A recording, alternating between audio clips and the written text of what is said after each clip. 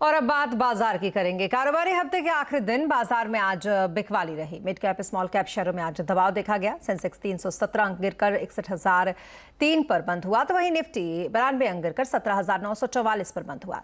सबसे ज्यादा गिरावट रियलिटी, बैंकिंग, आईटी शेयरों में रही। आइए मार्केट का हाल समझते हैं यतिन से।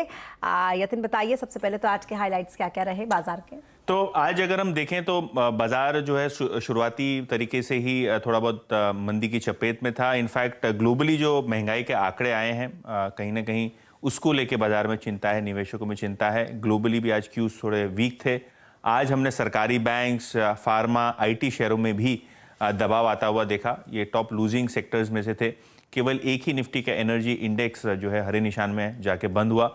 और mid and small cap indices की भी बात करें तो आधे से 1% तक यहाँ भी आपको कमजोरी देखने को मिली। तो आज ओवरऑल बेसिस पे अक्रॉस द बोर्ड सेलिंग थी और शायद इसीलिए बाजार का एडवांस डिक्लाइन रेशियो लगभग 1:1 था। जी, इसके अलावा सेक्टर्स का भी हाल समझाइए हमें। सेक्टर्स में कहां पर किस तरीके का एक्शन रहा? जी, सबसे पहले अगर हम निफ्टी की बात करें, गेनिंग साइड पे आपको सीमेंट शेयर्स में आज खरीदारी दिखेगी। और अगर हम अल्ट्राटेक सीमेंट की बात करें तो लगभग 2% की तेजी के साथ यहाँ कारोबार होता हुआ दिखाई दिया। सिमिलर गेन्स आपने L&T, BPCL और एशियन पेंट्स के शेयरों में देखे। फ्लिप साइड पे अगर आप चीज़ों को ले जाए, निफ्टी के लूजर्स में सबसे पहले आपको दिखाई पड़ेंगे अदानी इंटरप्राइज, जो 4% की वॉलेटिलिटी देखने को यहाँ मिली। IndusInd bank, Nestle, SBI life, HDFC life और दूसरे शेयर्स थे जहाँ बिकवाली का माहौल था। मिड कैप गेनर्स की बात करें तो यहाँ आपको अदानी विल्मार अपर सर्किट पे दिखेगा, लगभग 5% की यहाँ सर्किट थी। GSPL, शैफलर इंडिया और प्रेस्टीज एस्टेट्स जैसे स्टॉक्स में खरीदारी का मूड माहौल था। लूजिंग एंड पे Macrotech developers, new India assurance, GIC जो कि सरकारी इंश्योरेंस कंपनी है, यहाँ भी आपको बिकवाली के फ्लोज आते हुए नजर पड़े।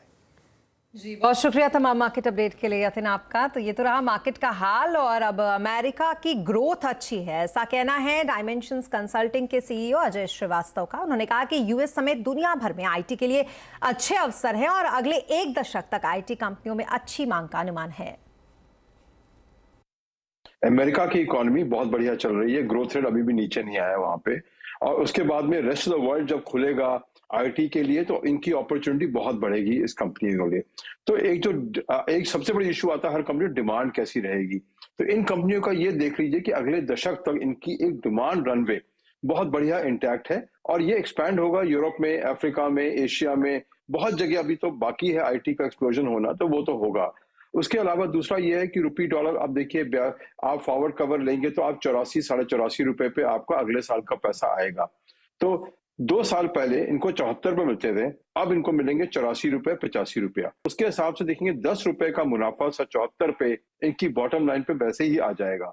तो प्लस तीसरी बात, एट्रिशन कम हो गया है, अनसर्टेनिटी हो गई इतनी सारी ई कॉमर्स कंपनी में, तो जो एट्रिशन था वो कम हो गया। तो अब उनकी power of giving less ways increases वो बढ़ गई है रिलेटेड टू एम्प्लॉय। सबसे बड़ी कॉस्ट एम्प्लॉय की है, अगर वो कंट्रोल हो जाती है तो इनका मार्जिन भी बढ़ेगा। तो वहीं डायमेंशंस कंसल्टिंग के CEO अजय श्रीवास्तव का कहना है कि रियलिटी शेयरों में पैसा बनाना मुश्किल है। उन्होंने कहा कि पैसे बनाने के लिए रियलिटी को प्रोडक्ट देने वाले कंपनियों में निवेश करें। आपने रियल एस्टेट लेना है तो रियल एस्टेट लीजिए, रियल एस्टेट कंपनी मत लीजिए, बिकॉज रियल एस्टेट कंपनी के चलाने वालों ने आज तक कभी भी इन्वेस्टर्स को रिटर्न नहीं दिया है। तो मेरे हिसाब से वही जायज है आज भी। दूसरी बात यह है कि वही बात है मार्केट की, अगर आप इस बाजार में आके रियल एस्टेट खरीद रहे हैं तो आपकी उम्मीद क्या है मैं नहीं जानता हूं, बट यहां से शायद लेने वाले को नुकसान ही होगा। बहुत मुश्किल है फायदा कमाना। तो एक्चुअल यूजर को तो मकान लेना ही पड़ेगा, बट अगर आप इन्वेस्टमेंट लेना चाहते हैं इन प्राइसेस पे तो मेरे हिसाब से इससे बड़ा गलत डिसीजन शायद कोई भी नहीं होगा कि ऐसे एलिवेटेड प्राइसेस पे लीजिए। शेयर्स में भी वही इशू है, आप बहुत एलिवेटेड प्राइस पे लेंगे तो उसको आपको दुख झेलना पड़ेगा। रियल एस्टेट भी आज लेंगे तो दुख झेलना पड़ेगा। हाँ, दूसरी बात यह है जो कंपनियां जो रियल एस्टेट की प्रोडक्ट जो बनाती जाती हैं,